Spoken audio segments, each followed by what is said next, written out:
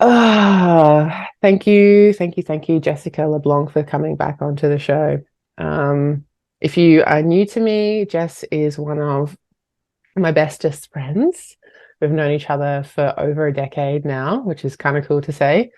Um, and I want to start this episode off just by recognizing the human being she is. Like, we can do our intros and our bios and all that stuff, which you'll be able to read in the show notes. But Jessica to me is such a beautiful human being. Her level of integrity and authenticity is it just shines through her. In any role, in any role that I'm laughing because she's holding up the tissue box. If you're listening to the audio only, if you're watching the video on YouTube, you'll be able to see.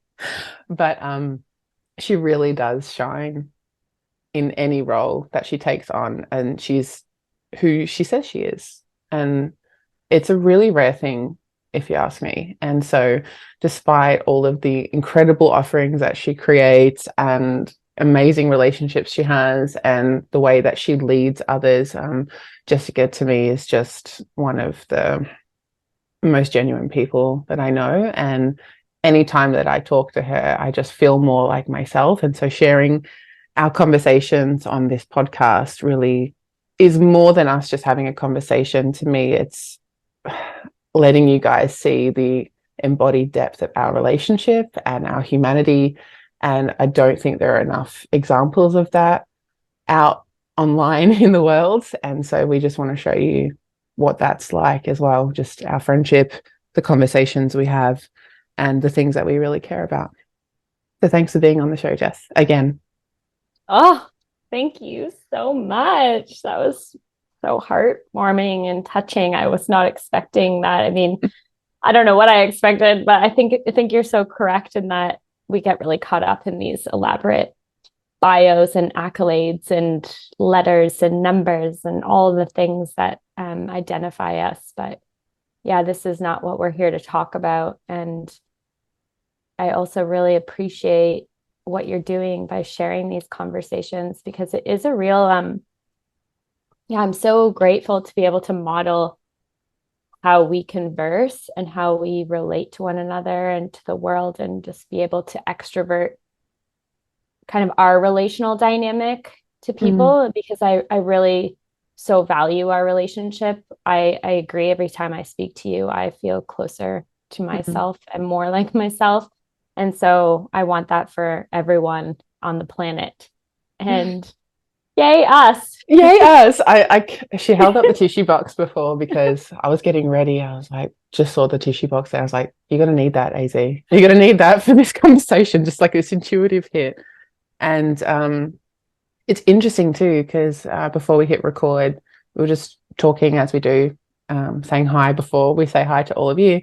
And this theme, which is just always there that we're going to speak about today, is like perfection. And I was like, can I cry on the podcast? Is that going to be okay for people?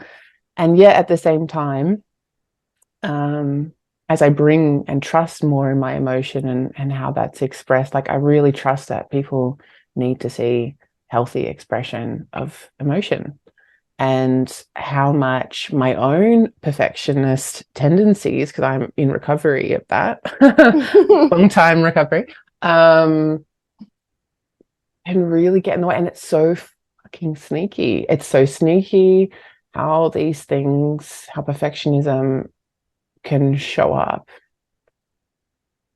Mm. Mhm. Yeah. And similar in the conversation prior, I was like, oh, interesting that you want to talk about perfectionism. I would never label you as a perfectionist. Mhm. If I, in the traditional, like classical, if we were to label someone, which I'm not about labels. So really I would never call someone a perfectionist. But Mm. um I really appreciate that we're going to have a conversation about the subtleties and the sneakiness of Mm. yeah, that oh, what is it? It's like just not a characteristic, but maybe behavior, like the Yeah. behaviors and how they can like kind of impact and yeah, just show up in our existence. It's Yeah. gross sometimes, but it can be a real gift also. Well, I think also because you and I really value authenticity, integrity, right? So if we are positioning ourselves as leaders and guides and mentors and coaches and that whole industry, I really believe we have to show that first. And I think a lot of the intention around this, having this show, this multifaceted show, is like really bringing humanity into these conversations and versus like handy tidbits of information that you can take away and like apply 1, 2, 3 to your life. It's like, oh, well, this is a checklist for like how not to be a perfectionist. Like, isn't that exactly the same fucking thing as being a perfect? Like, it's not helping. Yeah. Yeah. We're like trying to combat combat the thing with the thing. Doesn't Yeah, work. yeah, exactly. And so I was having a chat yesterday with a dear friend. And I was like, yeah, this is what I need to talk about with Jess. Like, I was feeling, as some of you may or may not know, I've been really struggling with chronic pain. And this week I had a pain flare come up, and like I had the whole story around, like, oh, can I show up? Well, I need to cancel all these things. Like, can I bring my emotion? Can I do this? And like, it was just very much there. And I know that's more extreme, but it is far more subtle than that too. Um, and it's not to say we don't take care of ourselves and all of this. And this is why it is so nuanced and is so sneaky, because it can look like you're doing what's right and taking care of yourself and all of these things. And so I think, like anything, it's our relationship to things and bringing more awareness into that. So to open up this can of worms, Jess, like, can you talk to us a little bit about your experiences of perfectionism, whether that be personal or what you see with your clients or you see in the collective. Mm, yeah. I mean, the word that just keeps coming up for me is fear.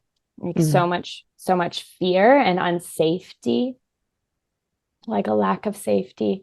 And that is really the driving factors. I think the root mhm, of perfectionist behavior, let's say, a strategy. Perfectionist is just a strategy.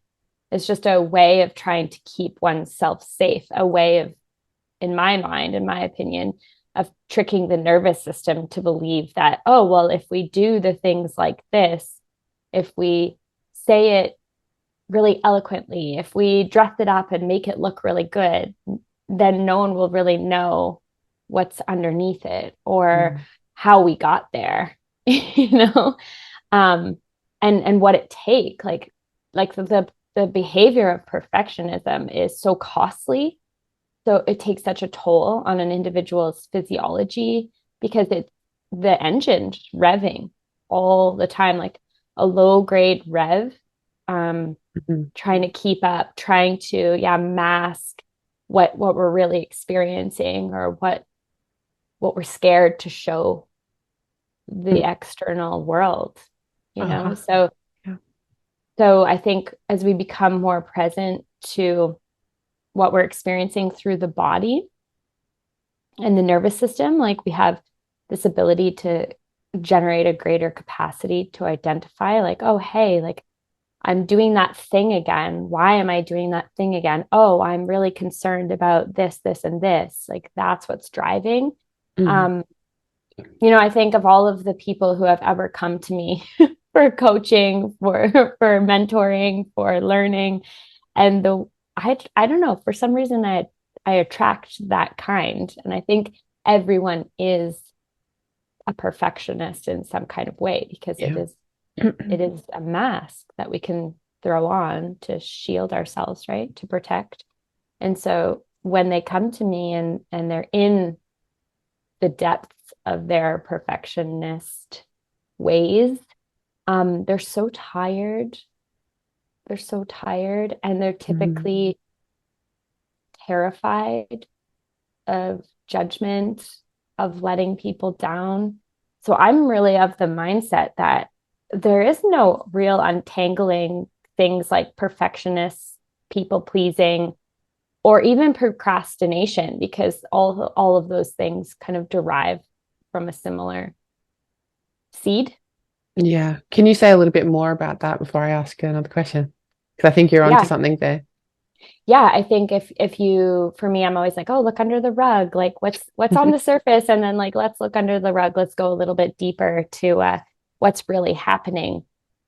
And if I take a moment and I reflect on, you know, experiences of people pleasing or procrastination or perfectionist, like underneath the guise of those things is that seed of fear, worry, doubt, shame, guilt, any of those emotional states. And if I even go further than that, why are we experiencing those things, or why do those alarm bells come on in our body? And it's moments when we feel unsafe. Yeah. Yeah, I love that you and I just go deeper every time. And like this is the thing that I see within my world and the people that I work with and in my own self too. It's like how when you listed off those emotions, they are so unpleasant to actually hold and feel and touch without shutting it down. So the perfectionist tendencies, the procrastination, it's almost like it's creating a false sense of safety, a false sense of protection from that unpleasant emotion that, you know, what I see tracing back is to our childhood where we weren't met in that moment for the nervous system to respond, but that wasn't an approved experience for us to have. And so these mechanisms get locked into place. And, you know, my own journey with that, it's hard to feel those things. But what's more painful than dealing with the perfectionist tendencies or that unpleasant emotion is what's inside of that is this grief of this small child that I had abandoned, that was left unmet. You know, and like that whole actually touching that is really confronting for people to do. But it's also the deep rooted cause, at least that I see, that when we cultivate the amazing tools that are out there to use at the correct place, because you can use them at different levels, but it also gets you stuck there. So unless you're willing to go to the source, then the way it transforms is vastly different.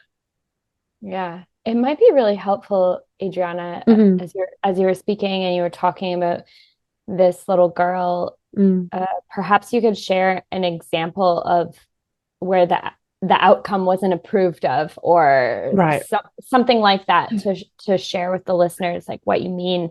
Yeah, so I think there's some real gold in there. So I use an archetypal lens to work with clients, predominantly women.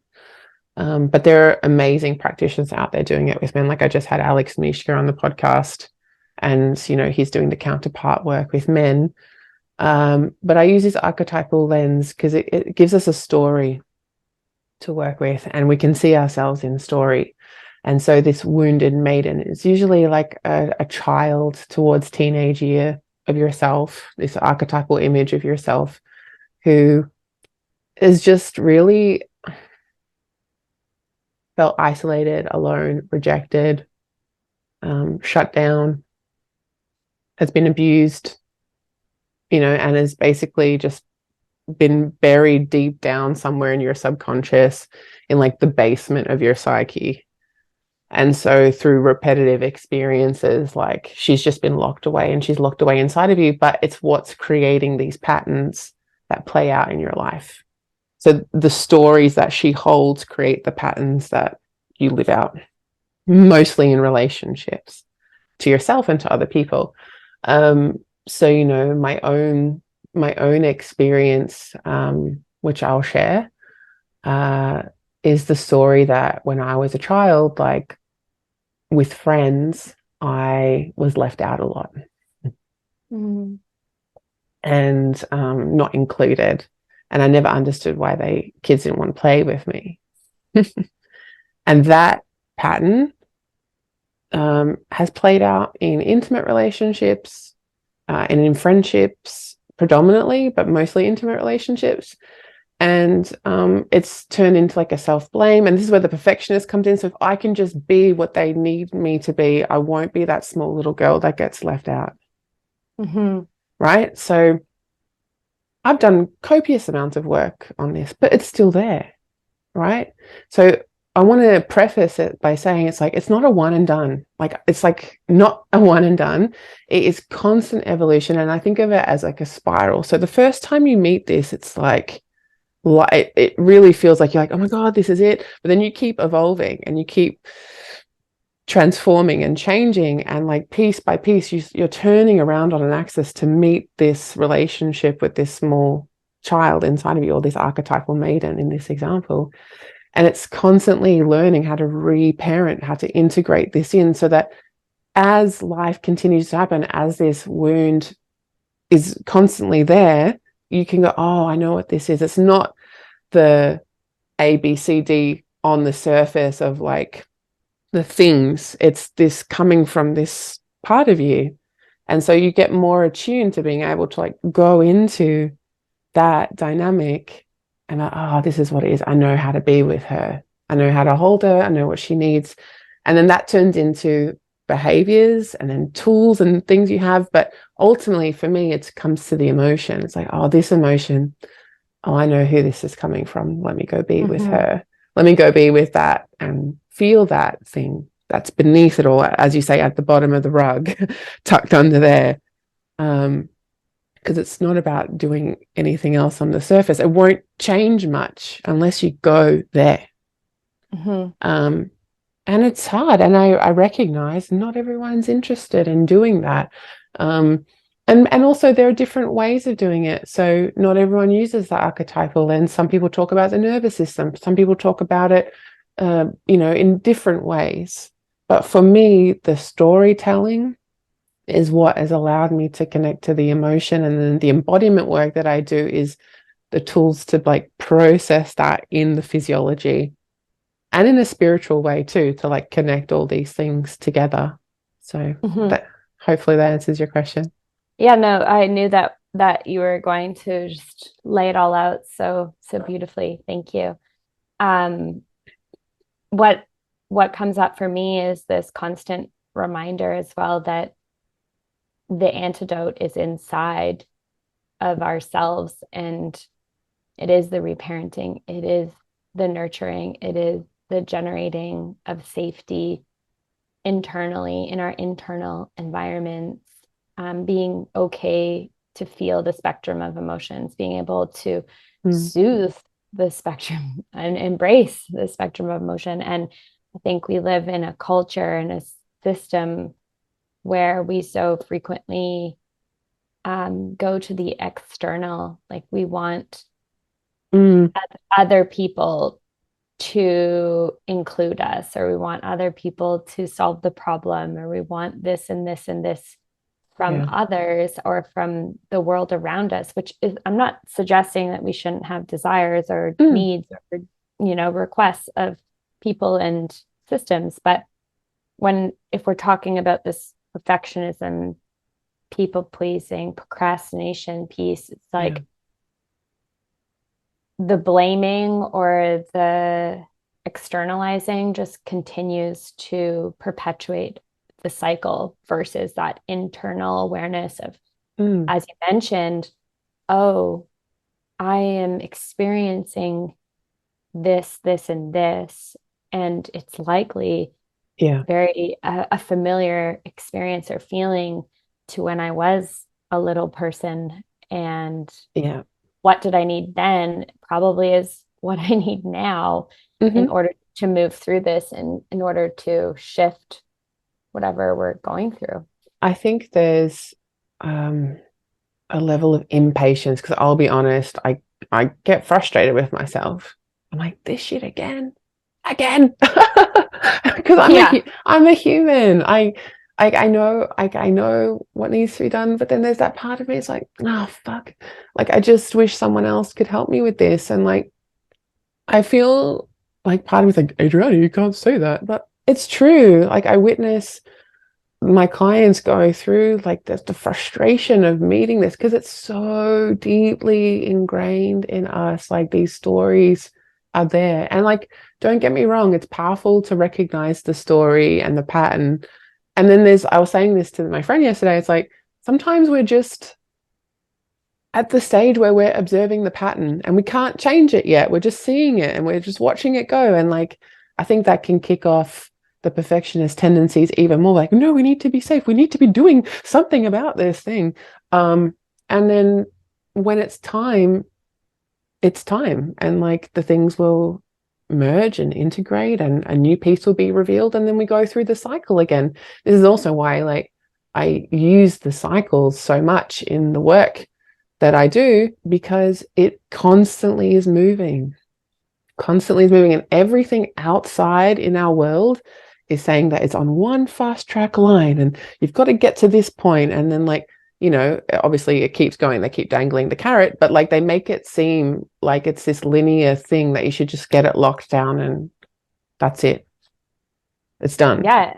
Yeah. And that enhances this deep fear and Mm-hmm.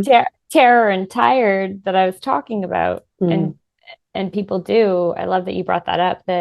Because oh my gosh, in our world of somatics and embodiment and yoga and spirituality and science and all this stuff, the level of impatience is real.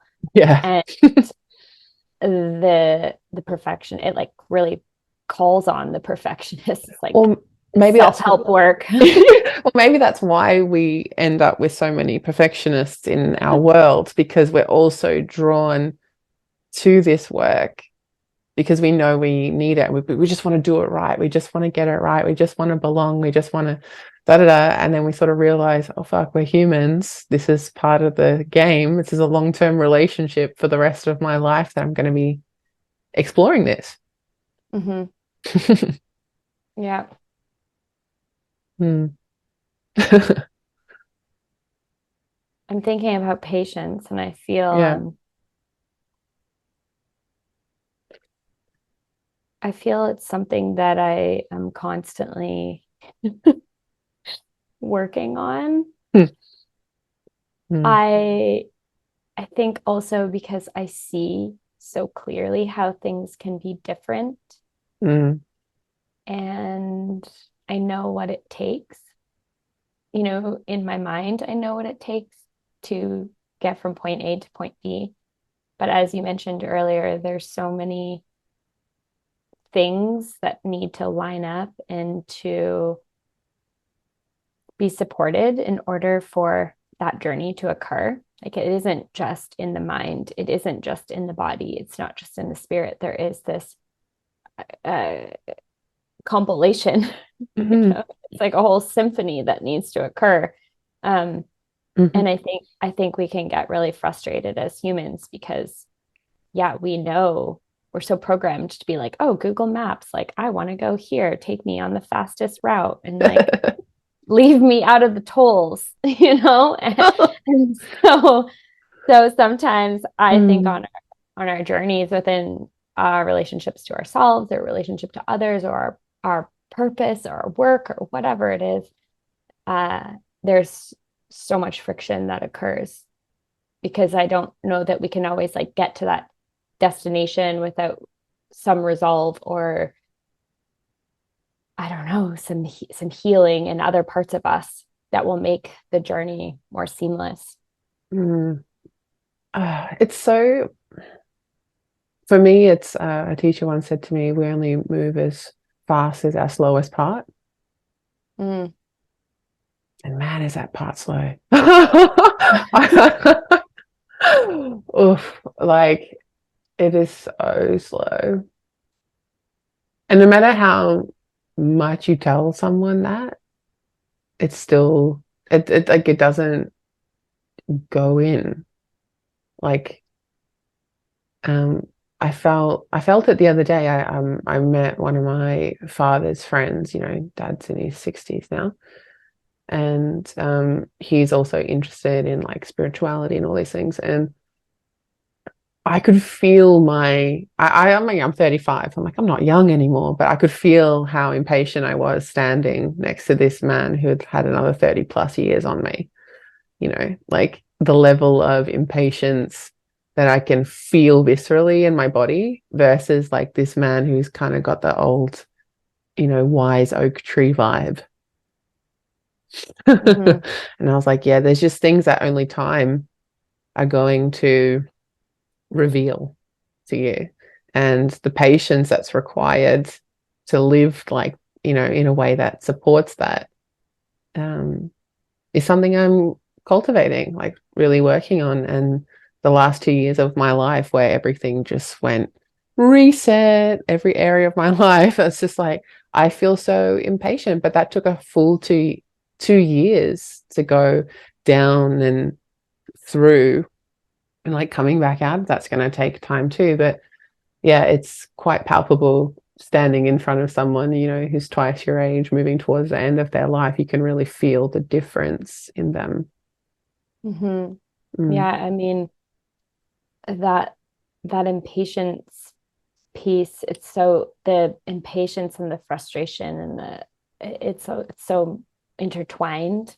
And Mm. we're always in this, you talked about the seasons, and I think we're constantly in this like fiery summer energy of doing and creating and moving and shifting and solving and like Mm. expanding. And rarely, I think, in our culture do we appreciate and do we honor the winter energy, that yin energy and force to Yeah. take us down a notch and to slow us. Like we're constantly just looking for ways to speed things up and to fast track and bypass and like look what's happening in our world. Like I'm all for plant medicine as an example, but like we are just so hungry to like get to, I don't even know where, like Yeah. to the healing, to the results, to the there is no, like, I talk about the Google map. I'm like, you can't just like Google Maps this. It's like the journey of Yeah. your experience in your life. It's like, I Well, don't even that, it's like we're sold in terms of like archetypal story. Like we're sold this narrative that time is running out and that humans are flawed and that we're naturally bad and like all of these things that like, when you really sit down and look at it, it's no wonder people are afraid to procreate and like continue in the world. And like there's just so many, maybe this is for a different podcast, but like we don't even realize half the time what we're being conditioned by, and we just accept that this is the story of human beings and how we are. And yet the earth's just going to keep continuing without us. When has it ever stopped cycling through the seasons? When? know. Mm-hmm. Never stops. It never, ever, ever stops.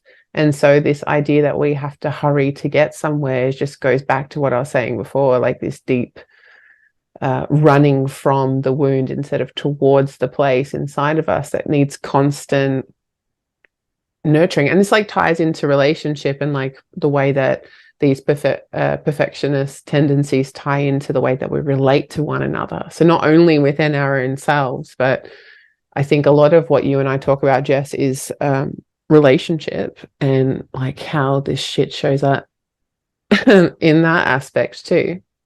Yeah, well, sometimes our perfectionist tendencies are not really um shining on ourselves, but instead we are demanding that the people around us be perfect in our minds.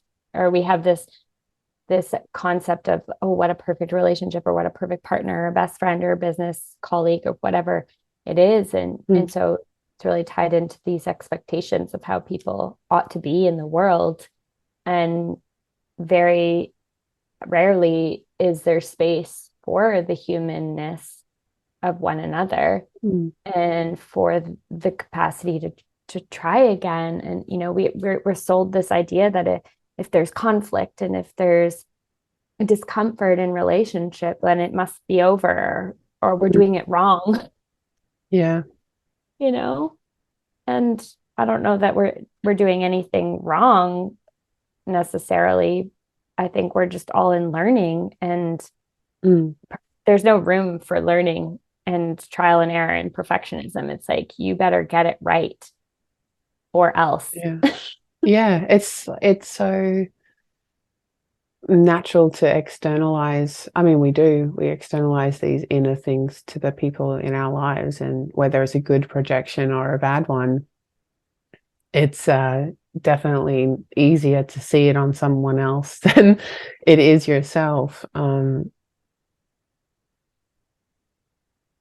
Yeah, I'm just really like feeling that in my in my chest, because when I think about nature, and like people have this proclivity to liking spring and summer and all that. Like, but the real work to get to these things, like, is the winter and the autumn and the unpleasant and the hard things, and how hard these seeds have to push through the ground to like get to bloom. And like they don't all get to bloom. Sometimes nature just wipes it out, and there's like a whole thing where it just doesn't happen, but we get so fixated on the fruits and the flowers, and that's how life should be. And like, it couldn't be further from the truth. And finding people who um, want to roll up their sleeves and be good gardeners, and protect the harvest and do what's required to have a thriving life is very different. And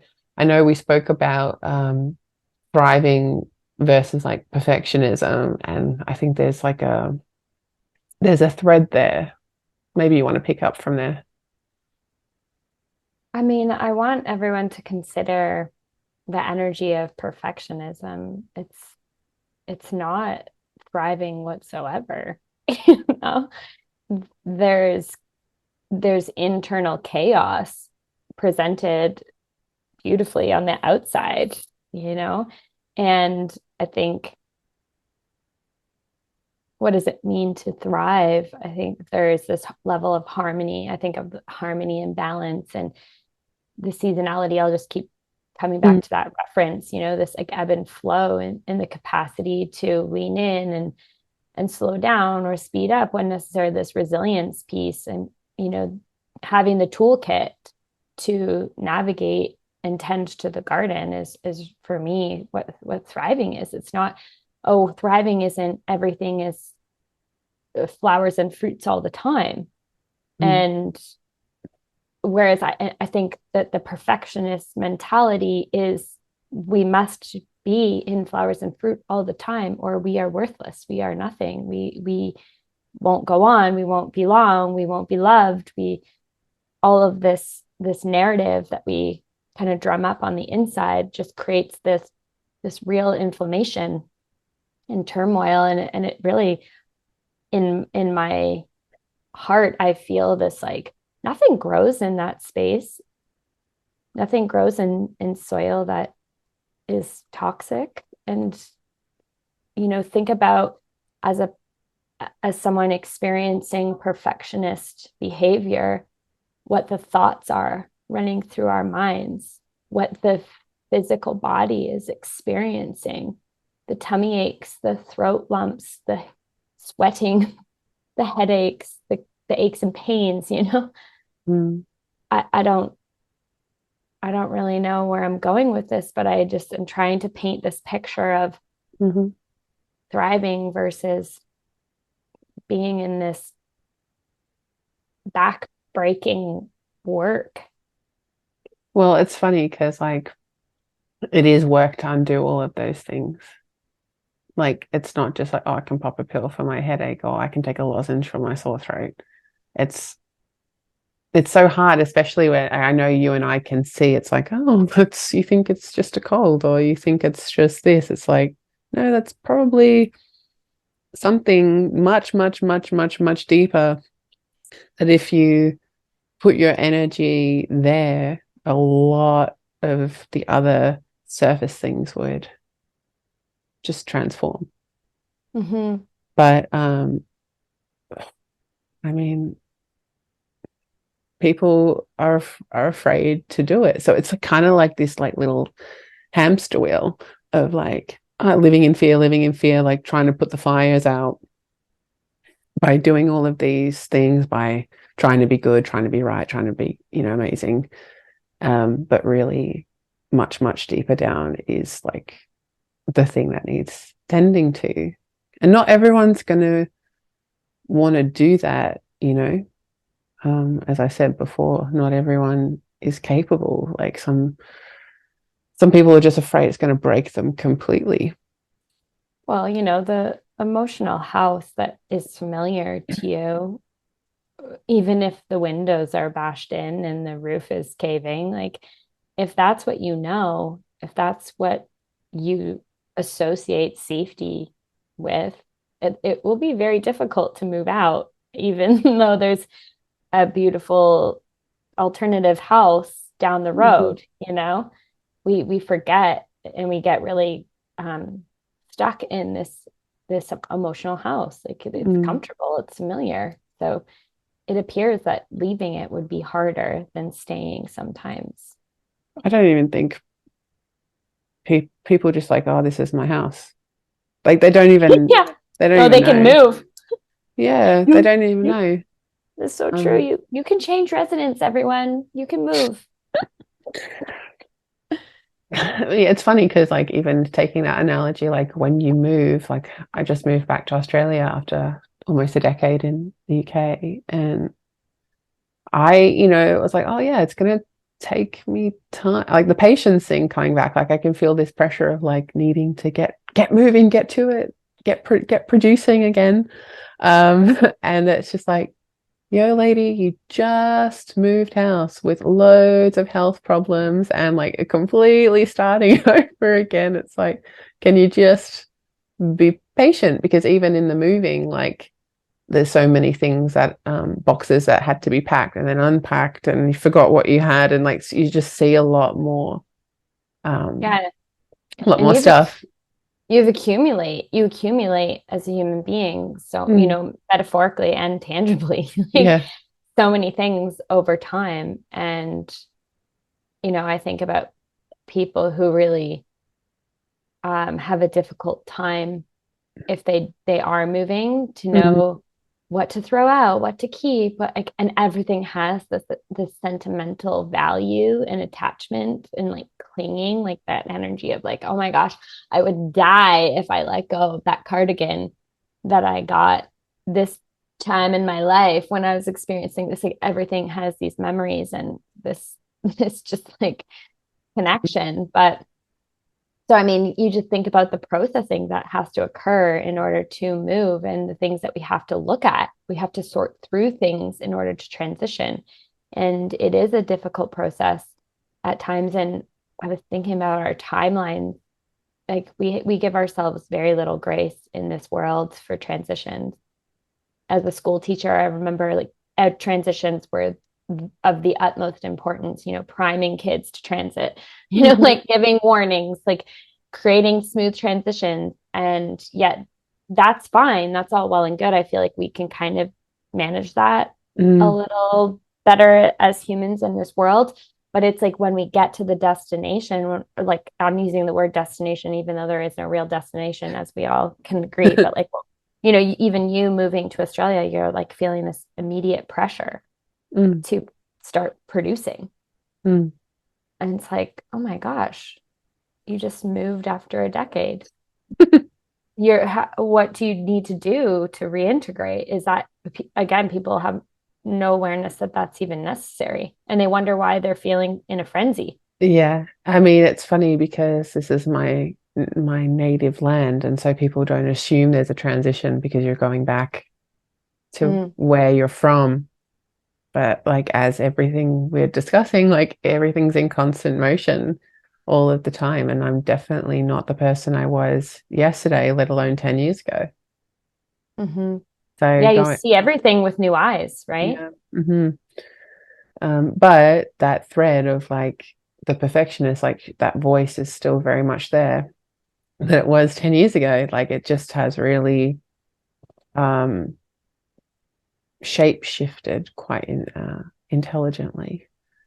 So Hmm. it becomes more subtle. I'm trying to Mm. think of what the Mm. voice of the perfectionist says versus like if we were to change that voice and eliminate the perfectionist speak, like what Well, would be possible or what would be different, you know? I know that within the work that I do, and the voice of the perfectionist isn't actually that of the child, it's of the external authority, like Mhm. a death mother, parental like figure that is just like, just be quiet, just sit down, just it's just like trying to maneuver you to a place that's safe. So it never feels like, or hears, sounds like, sorry, my voice. Mhm. It's a really nice distinction. Yeah, it never sounds like my voice. It sounds like someone who I turn to for soothing or like help, and they just gave me some shitty advice. But at the time, probably was, coming from a good place. It's the only thing that it would know at the Yeah, time. yeah, You know, so it's reactive. yeah, yeah. What about you? How would you just like it? What's your experience of it, Jess? Yeah, mine is like Mm. mine is more like the trickster in a way of like I'll want to share something or I'll want to do something and they'll be like, "Oh, who do you think you are?" Or why would you do it that way? Like people aren't gonna like that. Like stay safe, do what everyone else is doing, or don't get too weird, or you know, or they're like, yeah, try it, see what happens, but it won't work. Like it's a very like taunting voice for me. Mm. Like cruel. Yeah. Yeah, it's a cruel voice. Mm. And I just like, I'm just taking a pause because like I'm just imagining an adult talking to a child, like, because Yeah, that's like like it's to like me what's you happening. Yeah, it's just so not like nice. you're gonna wear that. Like they're not gonna like you if you wear that. Oh, It's that it, you know what I mean? It feels like that. And then the panic, like it's not like I'm physically panicking, but there is this like frenetic energy of like, oh, right, okay, well, I shouldn't wear that. Like they're not gonna like me. Oh, how do I need to do this differently? Like what could I say? What could I do? It's like this, it's really like conformity, like a mm, conforming type of like mentality to generate safety. When in reality, it's like that is not who I am. yeah. The word that I wanted to say was like it feels reactive, Mhm. like, and really conditional. Like if you do this, this will happen. If you don't do this, I should say, that will happen. And like keeping a sense of safety, but through with that from a place that's not really loving. It's like shutting down, staying Yeah, small. yeah. It's not a loving, tender, empowering voice that's like, you you could do it this way. That might feel good. Or you could Mm, do it this way. Like whatever way you decide, I'll still love you. mm. You're good. Yeah, you're worthy. Yeah, you're worthy. Yeah. Interesting. I haven't thought about that before. You have it? No, Like that's it. what the voice of that kind of character, I'll call it, Mm. is. I mean, all you have to do now is then like, I mean, you can see it in reverse too. You can see the uh, societal conditioning and the messaging. It's like a megaphone version of that. Mhm. And it's just like, I just see it's like shrinking down and it's just lives in your head. Yeah, and I think I was saying earlier that, Hmm. if you like drop down to the root of these types of behaviors, perfectionist, procrastination, people pleasing, I was like, there's a real sense of fear. And then I think beyond that too, there's a lot of shame, like that I am bad or I will be bad or not good or unlovable or Hmm. whatever it is that really arises.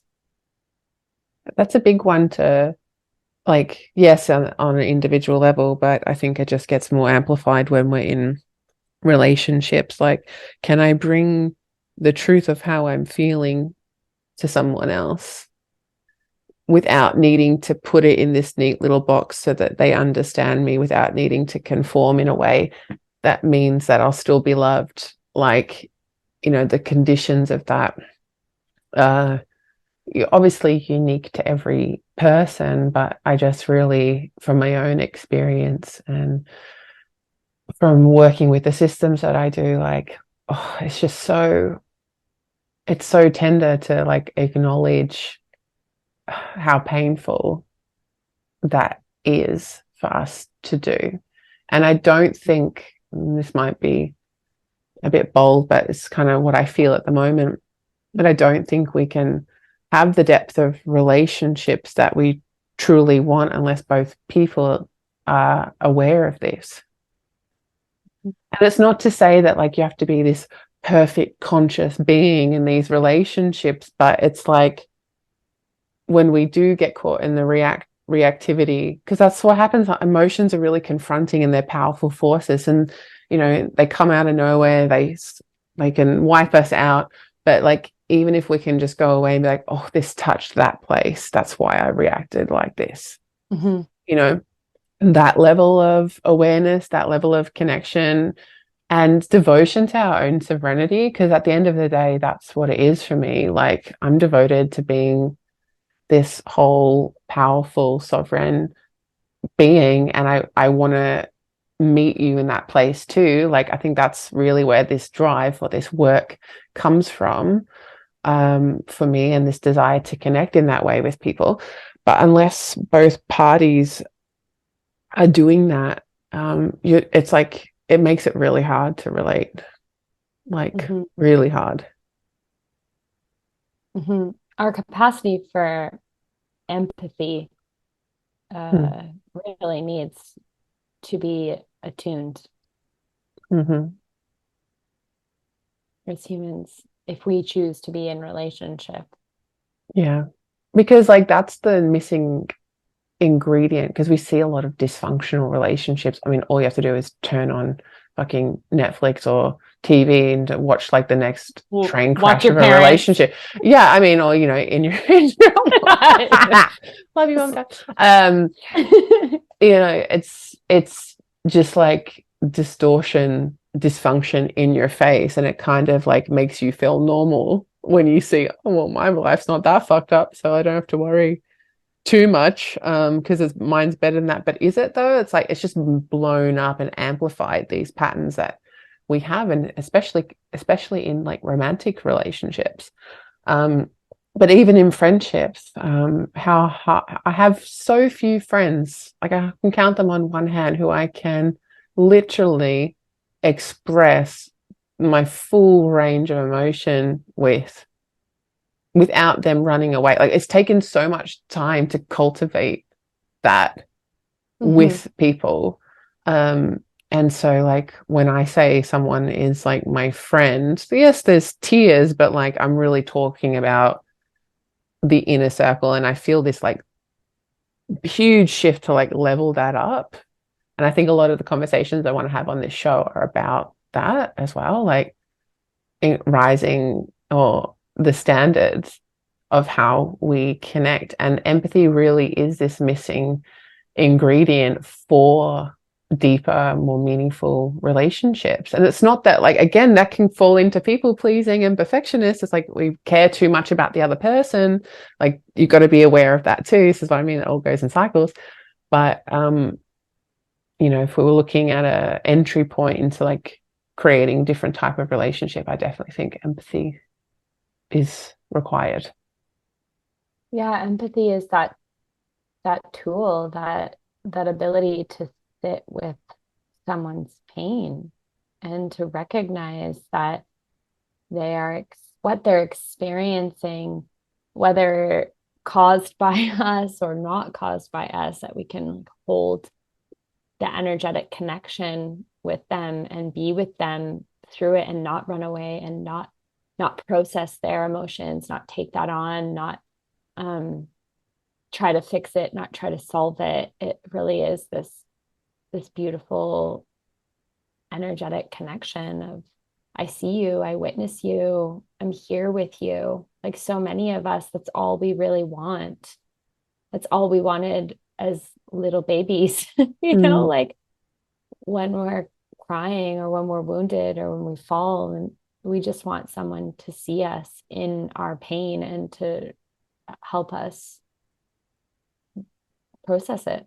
I think that's it's so like I can feel the water coming up in my eyes because it's not about like I think about all the times where I've just had a really big emotion that needed to be witnessed and like we what would stop me too is like there's this like level of embarrassment or shame like when it would like start to come up because like I'm thinking more of when I was really in the depths of my pain and I couldn't do anything for myself and like the frustration and the anger that I felt that other people had to look after me and help me. Like that was really fucking hard.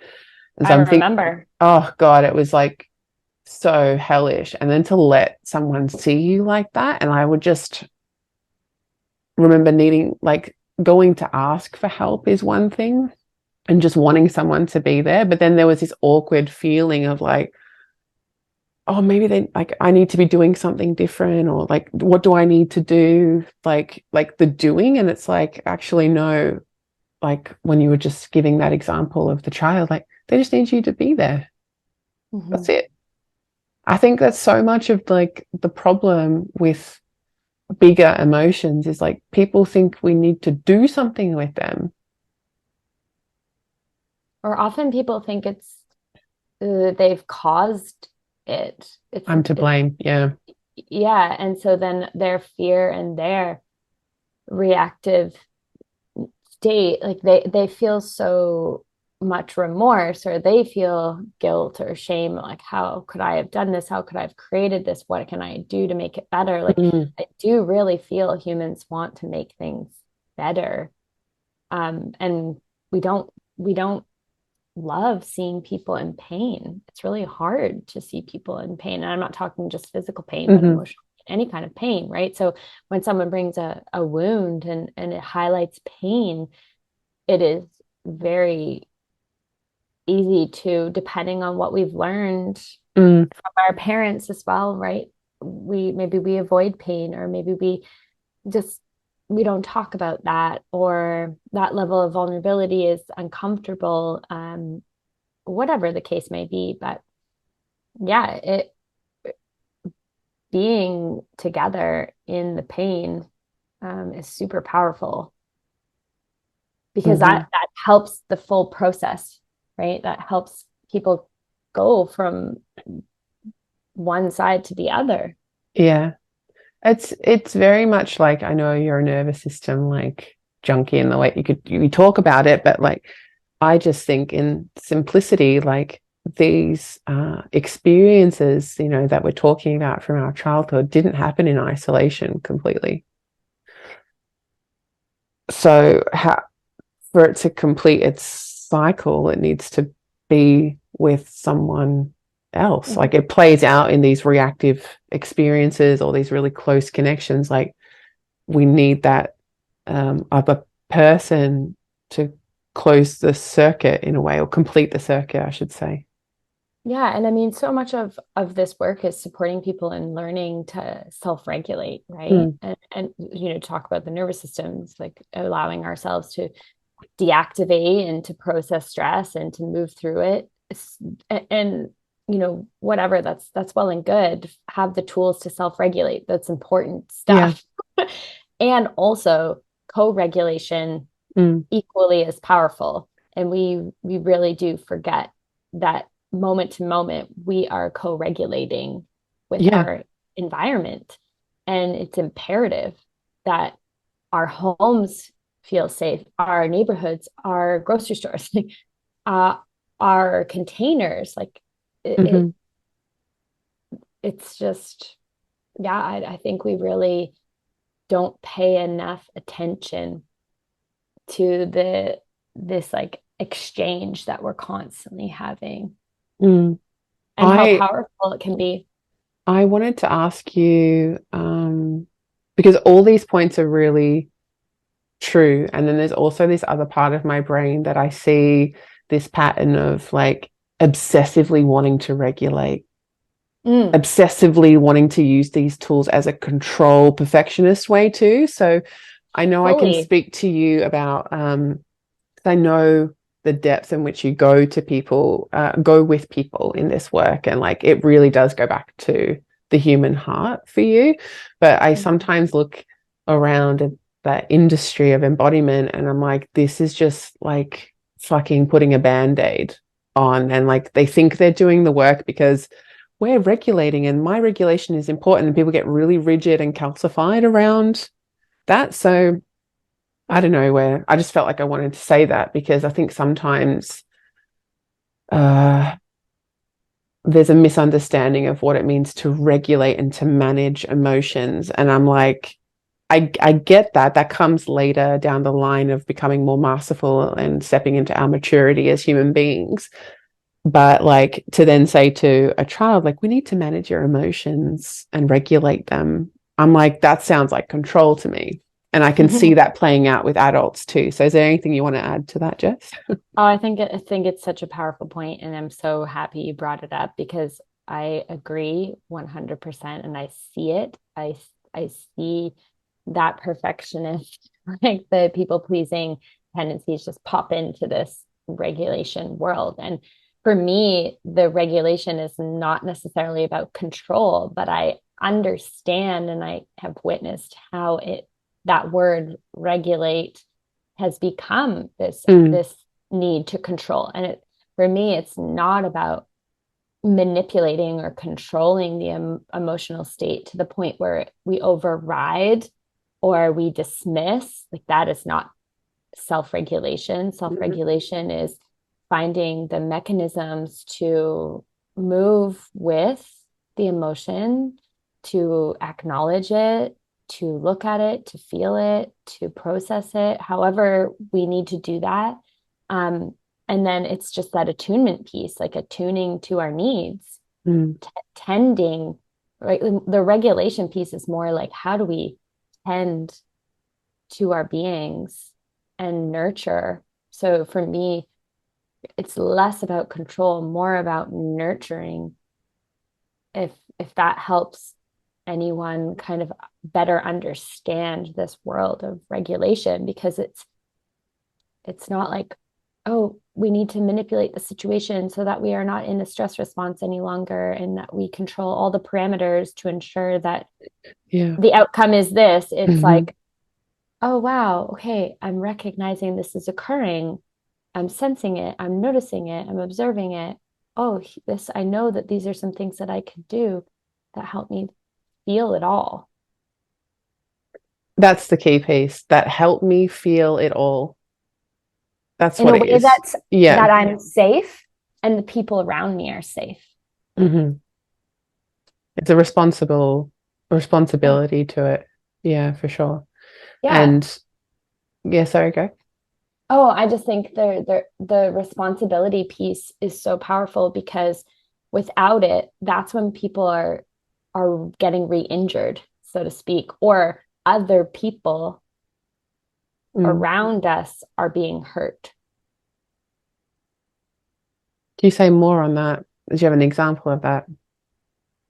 Well, when we lack the capacity to regulate and tend to our emotional beings, we can become reactive, manipulative. We can become um, violent in our words, in our actions, because we are scared, we are hurt, we are are grieving, whatever it is, whatever we're experiencing. And I think it can just get out of control Mm. sometimes. Yeah.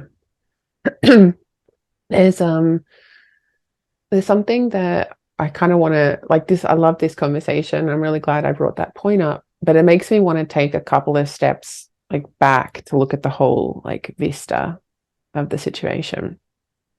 And like because we live in a time that is so dense in information and like needing to understand um and absorb and take. And it's almost like this extractive quality of like, oh, I just need to learn about regulation. I need to get all these tools and like, blah, blah, blah, like take, like take it all. This is really subconscious too. So I'm not Mm-hmm. saying like that people who are at a certain step in their journey are wrong or bad, but I can just see this like bigger pattern that it's going to get to a critical mass point that no matter what tools you've got in your belt or your toolbox when it comes to this world of embodiment, there's going to be a time in your journey where it almost is like no matter how much information you've required, it's not going to stop you from actually needing to feel the unpleasant thing. Mm-hmm. Yeah, And the experience of it. yeah, and like the direct experience of it. And I think that that's deep down what they're most afraid of, not like everything else on the surface. But I just see this,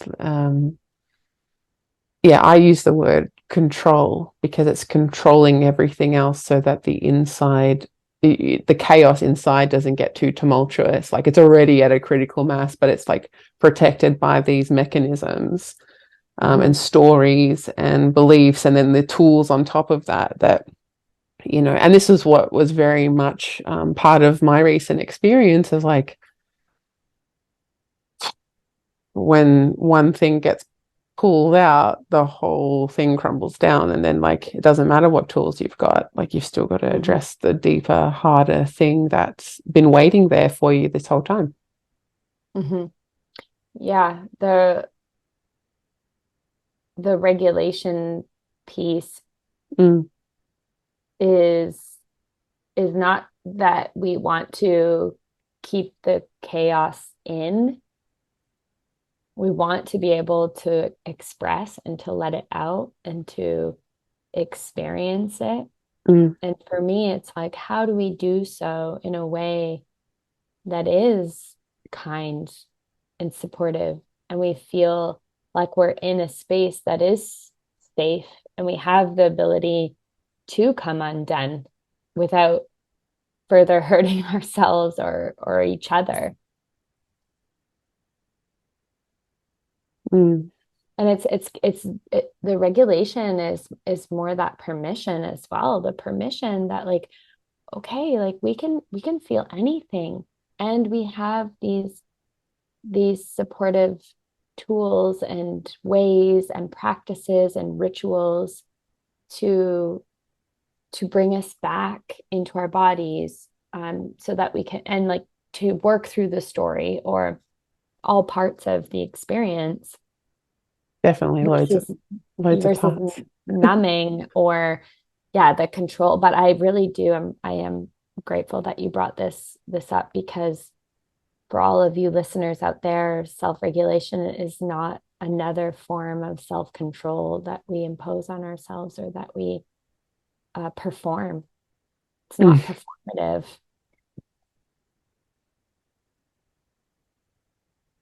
Oh.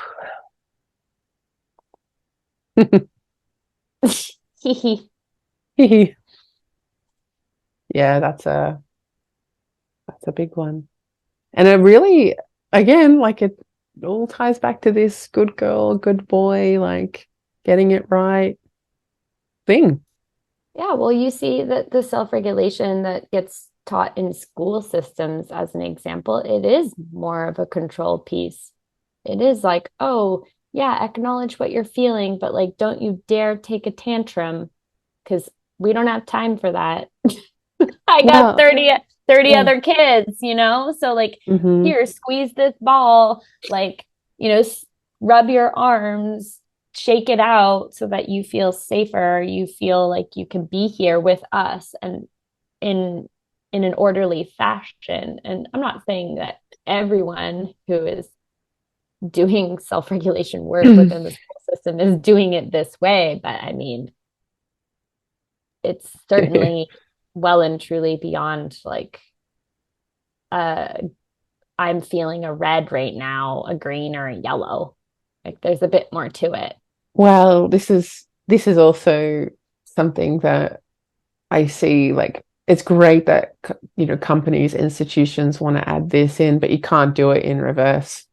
Because if a company is built on control, productivity, graded, like anything you slap on top of it is just going to be fueled by the motivation, the intrinsic motivation of that company. If it's not coming from the right place, people can feel it. It's why all these, like, I remember when I was teaching yoga and doing corporate class, I'm like, this is a fucking band-aid, yo. This is not doing anything. I mean, like, I love teaching yoga, and I met some amazing people doing corporates, but I'm like, this is doing fuck all Yeah, for them. this isn't the solution that these No. lovely humans need. This is a really great lunch hour. Um, but the work is far deeper. I mean, it was their lunch break or before work or after work, and they're just like on their phones, like not really even being able to be there and do that. And I know you work in corporate as well, and you bring this work too, so you really see it at multiple levels in our culture. Having been an educator and then all the way through to that, like it's going to be a rude awakening the next like 20, 30, 40 years of like all this stuff's going to come crumbling down, and then I feel like collectively we'll be able to really implement the things that we're learning now, because we haven't hit that critical point yet fully. No, we're still living in this fluff. Like you said, the band-aid.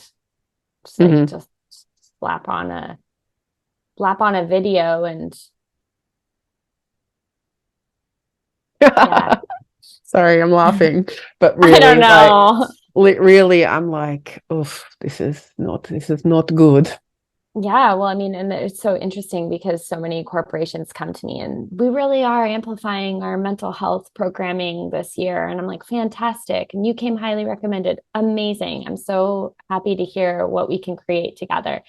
And as I provide, for me, I work with folks over a long period of time, longer period of time, like more than a lunch hour, more Mm. than a 1 hour conference, like it and people just are so not used to being in something for the long haul, like Mm. that quick fix, really that mentality is still so alive and present.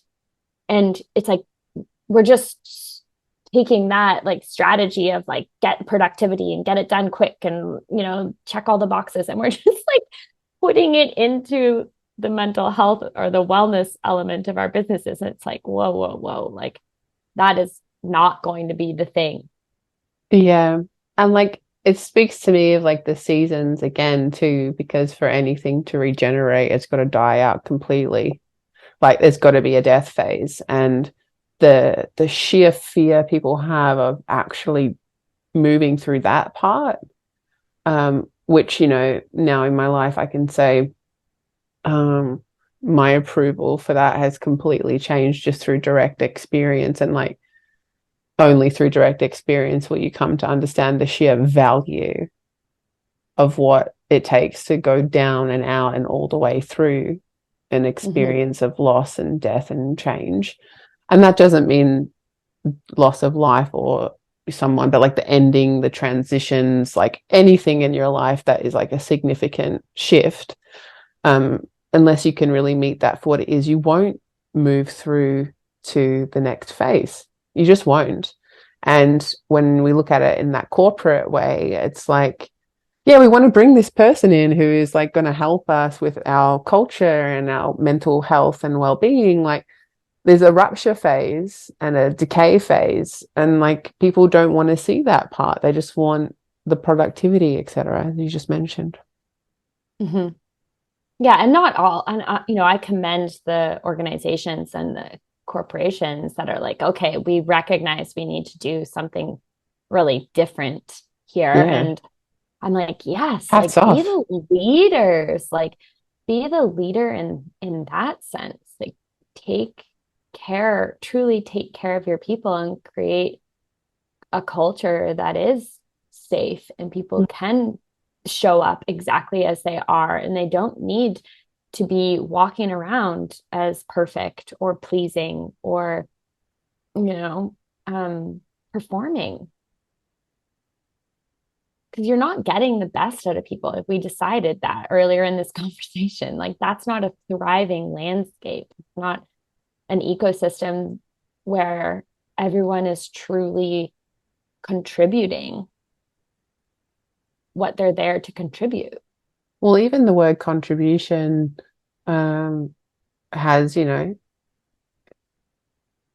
certain connotations to it. It's like, am I valuable when I'm feeling this thing that, or when am I valuable if I'm resting? Am I valuable when this? So, like, what is contribution really? What is authentic contribution on, the level of relationship, but also like when we start looking at communities, groups, organizations, like it requires everyone to do their part. And I think a re-education on that too, and what that looks like. Mm-hmm. Yeah, and a re-education around what boundaries are, for example, around that Mm. and and how we can recognize energetically everyone is so different and their their phase of life or what they're experiencing, like all parts of them are welcome. And it is this constant ebb and flow that we spoke of, this cyclical nature that not everyone is going to be revving at the same speed all the time. And so, how do we allow for variances and how do we help people feel empowered to build more connection through communication and understanding and empathy? I think those really tie into this idea of boundaries and that is a culture where I see people thriving. Boundaries are not designed to put up walls and I'm not checking my email after 6 p.m. Okay, that's fine. And also, like, what's what's going on for you and how can you bring that to the surface so people can support you truly? It takes a lot of courage to do this work for yourself, but then like bring it to your relationships. Mm-hmm. It's it's a different caliber, it's a different game altogether. And like I just want to acknowledge that sometimes that shit feels really hard and super lonely. Because I know Mm-hmm. there's definitely been times in my life where I'm like, oh, I just don't have many friends. Like I don't have people around me all the time that you know, just when I need that support. But then I take a step back and I can see, hold on, actually, I've got a handful of people who, yes, they're not right next to me or in close physical proximity, um, but they're people that I've been able to be all of me with. And Mm-hmm. even in like some of the lowest points or the highest points in my life, it's been a valuable contribution to the relationship to share where I really am at, and vice versa. When they've really opened up and shared exactly where they are with me, it just brings a new level of connection, but also meaning and nourishment to my own life. Mm-hmm. It really allows for that loneliness and isolation to dissipate, to soften, and we Mm. we find ourselves being able to relate more when people show their humanness. People can feel more comfort and safety. Like it almost like really one person being brave enough or courageous enough to share where they're at and to be vulnerable in their experience and to like let go of this need to please or be right or show up perfectly, really affords everyone else the permission to do the same. Mm. But again, I think we are so programmed, and I see it getting better. I really do. And I'm hopeful, that people are becoming more aware of the patterns and of the gripping nature of these behaviors or these ways of being. And I see people softening a lot more, and I see people showing up more vulnerably in ways that are true and authentic to them. And you can see that ripple effect. Like that's truly what creates Mm-hmm. community. That's Mm. truly what generates restoration. Mm-hmm. Yeah, it really does. And I think the more that I also start to spend time with like younger children, I can really see how this is changing Mm, because, this our generation is the more that we embody it, the more that we do this work, the easier it is for the next, whether you have kids or not, you know, like they see us, they look at us and feel us. Because I think that's the key thing too. It's like, it's not about getting all these things right or like we're all doing our best to evolve and grow if you're interested in that. Um, but it's more that it can be felt, so it's less about what even Jess and I said, but it's more what you can feel through the conversation that we just had.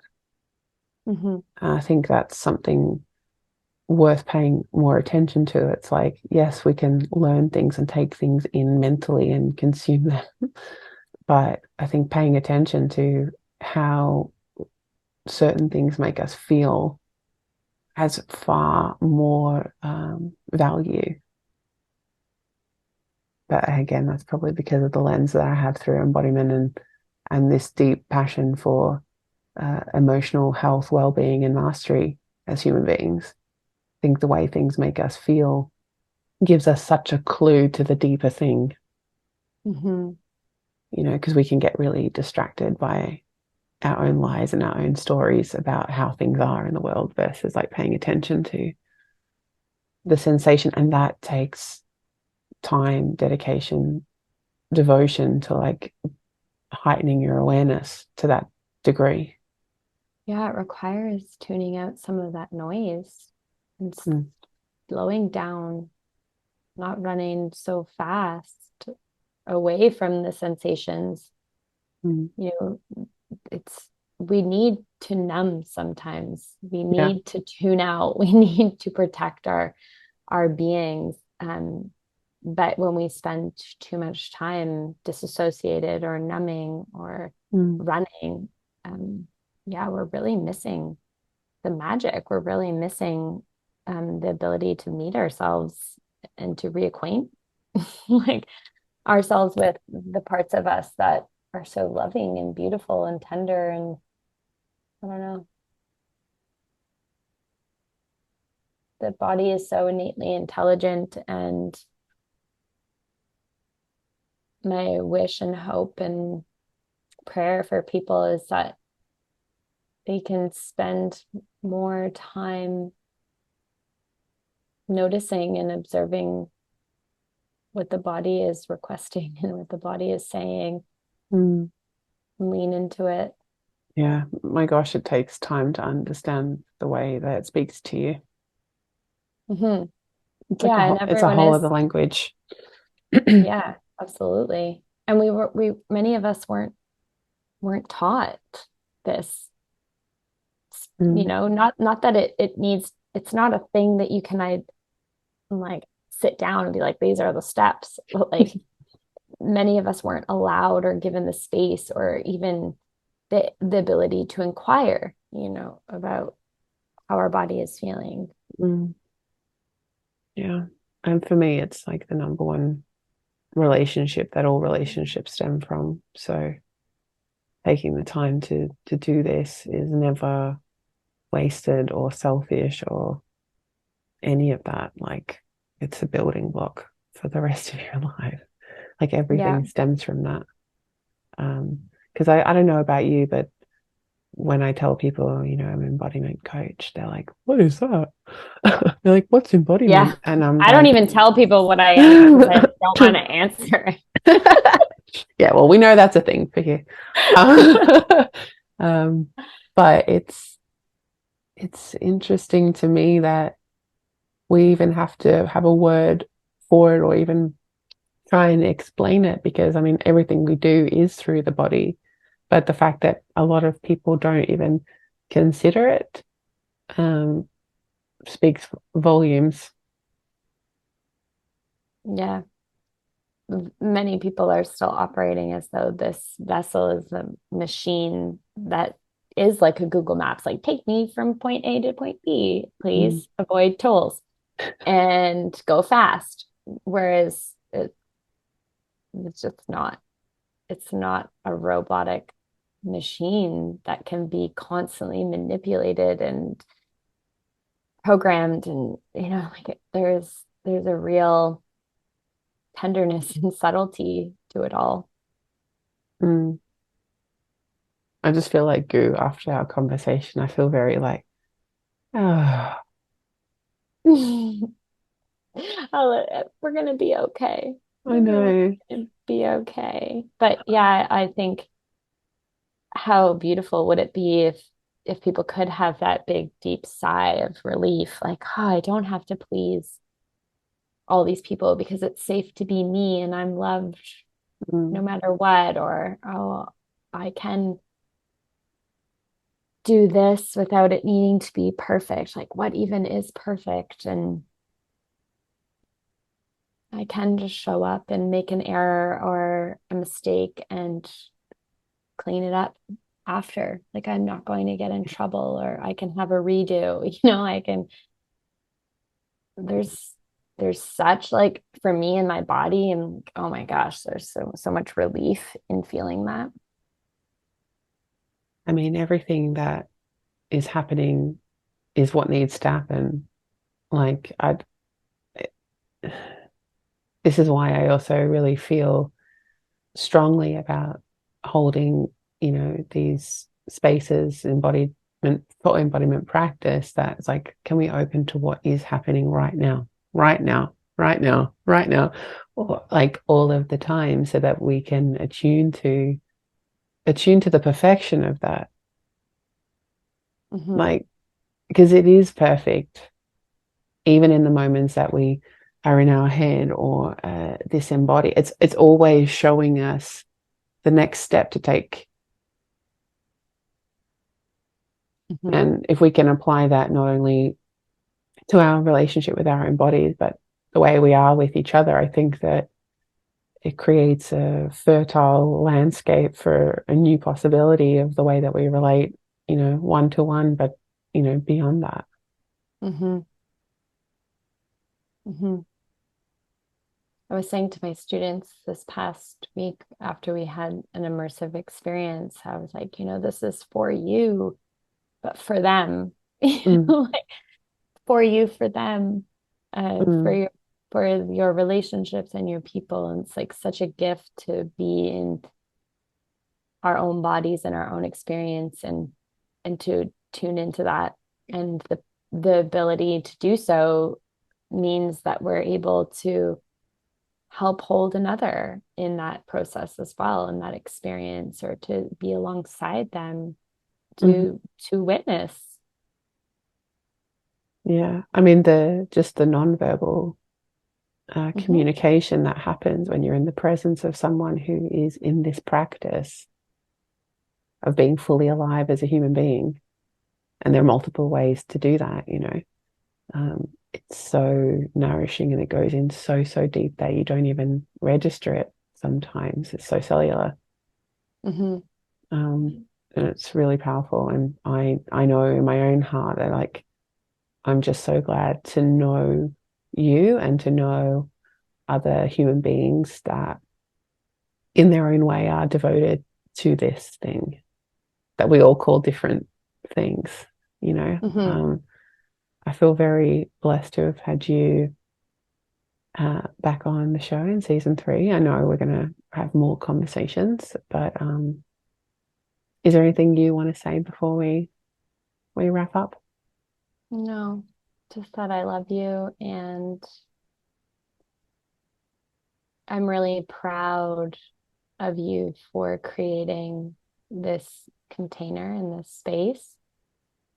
I know the level of connection that you really had to tap into, and the things that you had to clear in your mind and your field energetically in order for you to step into this. And it's just so important. And it is right action and right relationship to self. And it's for you and for us. And so I'm just overjoyed that you're doing it. And it doesn't need to be anything other than exactly how it is. Thanks, Jess. So thanks for having me be a part of it. You made me cry at the beginning, so I'm gonna make you cry at the end. But yeah, I do really hope that people are able to receive how much we care about them through this work. Yeah, I think you and I and then all the other people I invite to be in this space with me, like I feel like just so grateful that we can embody the things that we deeply care about, and just be that example for people. And that's not about being perfect and getting it right and all of that stuff. Like, if you're still getting that from this conversation, like maybe this is not the right podcast for you. If you're wanting something else, that's fine. But the direction that we're going here is perhaps a little different. And I am just, yeah, really grateful to have had you back on the show, but mostly to have you in my life. And for everyone listening, thank you so much for doing so. Thank you for being here. And the more that we move forward on this journey together, I hope that you can, really listen to these conversations with your heart and with your whole being and let it move through you without needing to take copious amounts of notes of what you need to do to be better. Like, fuck that shit. Yeah. Like, if it happens on the as a byproduct, great. But my hope is that you can listen with your heart Hmm. and allow it to move through you, and whatever sticks is like the perfect thing for you. Hmm. So Yeah, I agree. yeah. I agree. Thank you for having me. I'll see you again soon. Thanks for listening. Bye. Ciao.